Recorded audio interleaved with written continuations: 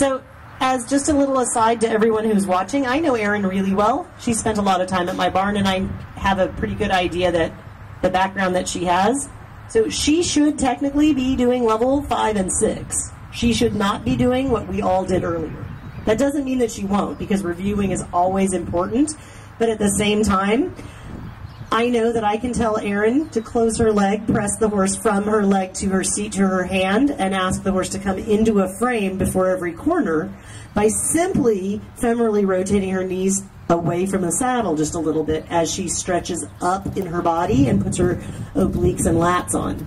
As she turns the corner, releasing the outside, now again closing the legs and the abdominals, just enough to press for a tiny bit more weight in your hand.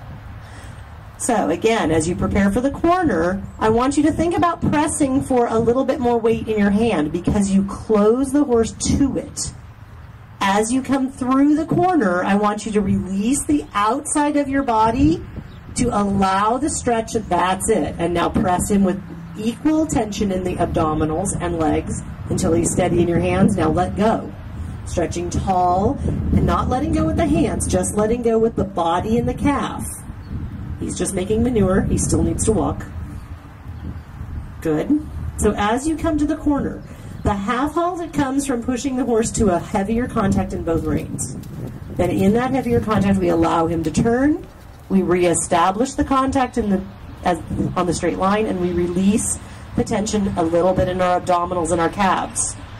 So that this turns into, before every corner we half halt, we allow the turn, we half halt to establish the contact in the reins, make the reins a little bit shorter now, press into the hands again, release on the left side of your body to allow the turn, tighten the left side of the body to go straight, release to let the horse carry you in self-carriage. The only thing that doesn't release are the hands. The hands stay the same. Apply more pressure from the leg and abdominals. Allow the turn, leg and abdominals into the hand. Hold the hand, release the body. Close the leg. Allow the turn. Don't allow the hand. Watch me for a second here. Don't allow. The hands stay steady as if they're side reins. So as we're riding into the corner, we need to have more balance for the horse. In the corner, the horse will lose balance because the corners are harder. As you come out of the corner, rebalance him, and then allow self-carriage. When you allow self-carriage, it's the abdominal muscles, the obliques, and the lats that hold for the balance and release to let him carry himself in self-carriage. When you tighten the obliques and the lats, that's when the lower leg closes. Closing now, releasing the left side, closing both sides, releasing both sides. Still staying tall. Yes, like that. Do you feel the difference? So this becomes a flow that you do every corner. So right now you should be relaxed and just stretching tall, relaxed in the lats and the obliques, lower leg is a little bit soft. Now press him to a stronger contact because he steps to the hand. Allow on the left side, straighten him, and then allow him to carry you. Can you guys see the way this horse's walk has changed? That he's now walking more connected through his back, taking a longer step with the hind end, articulating his joints more.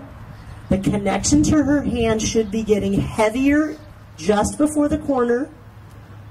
In the corner, he should be steady in the connection, and he should get steadier in the connection on the way out of the corner. And then he should stay connected to her hand when she relaxes her abs and her lats and her leg. The leg that's closing is the lower leg, just above the ankle. Let's make the reins a little shorter now. The more the horse steps under his body with his hind feet, the more he engages the haunches, the shorter the frame gets because the hind end rotates under farther. So as we do this exercise, we have to shorten the reins to support the horse because we don't want to make him longer and longer in his frame. We want to compress his frame. And if he gets a little bit uncomfortable with the compression, she's going to help him with her abs and her lats and her lower leg.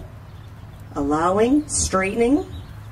Now the important part of this exercise is as you straighten the horse before the turn, you're holding them with the outside rein so they don't turn too soon. As you straighten the horse, as you come out of the turn, you're supporting them with the outside rein so they straighten soon enough. So again, think about the abs on the right side getting tighter, left side getting looser. There you go. I know that that's kind of simplistic on the way we're saying that.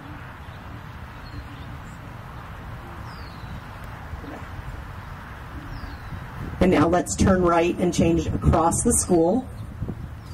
So I want you to really think about that idea of taffy. That as you're turning, watch me for a second because I'm not going to keep the microphone. This side tightens, this side loosens, watch me. Both sides tighten, loosen, both sides tighten. So as you come to the corner, both sides tighten, almost like you're trying to pull the front of your rib cage in towards your spine, like with the muscles. Walk on. That was you looking down. And now allow on the right side. Tighten both sides. Release both sides with an exhale. Still stretching tall. Excellent. He should be connecting to your hand, and he should be getting shorter in his frame, higher in his pole. That's the goal of what we're doing, is that his abdominal muscles will start to engage, and he will go to the hand with contact that's supportive of the frame we need him to be in. In dressage, we ask the horse to be more balanced than they normally would choose to be. The shortened rein is helping him find a balance that's a higher level balance than he would choose to be on his own. You just let his neck go with your hands. Did you mean to? Stretch up through the front of your body, up through the back of your neck. There. And now release while stretching tall still. Connected to the hand without letting the elbows go ahead of you.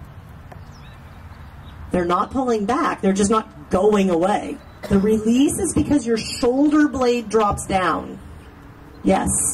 As your shoulder blade drops down, your hand will go forward 1/4 of an inch at the most in a giving way.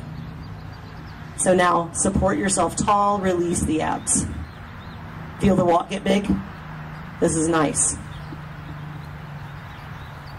Are you liking his contact better? Oh, so much better. And now let him have long reins and take a break.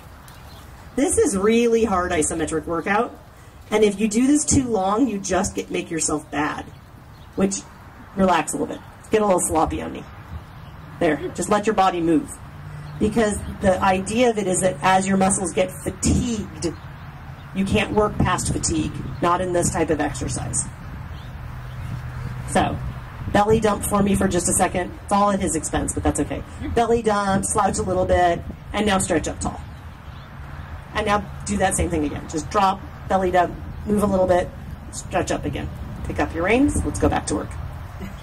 And you do that not so that the horse can feel a difference, which it does make the horse feel a difference, but you do that so that your body will go, oh my God, I was so happy sitting tall.